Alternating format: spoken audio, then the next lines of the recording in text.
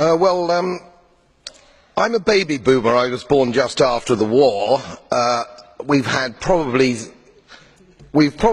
had the longest period of peace and prosperity globally, I would say, from that time.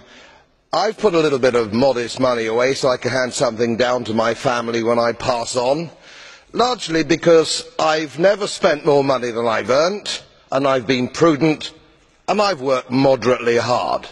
Now, it always seems to me as a complete surprise to politicians how countries get in debt. Let me explain, because I don't think you really understand it. It's because politicians consistently spend more money than they raise in taxation, more money than they can possibly raise in taxation, most of which, in point of fact, they actually waste. The reason we're talking about countries which are broke, and they are broke, is because their ridiculous, ineffective, ignorant politicians consistently spend more money than they can raise, and then they borrow, and worse, they then print money, because politicians and their central banks have a machine which prints money. You do that as a private citizen, and it's a criminal offence.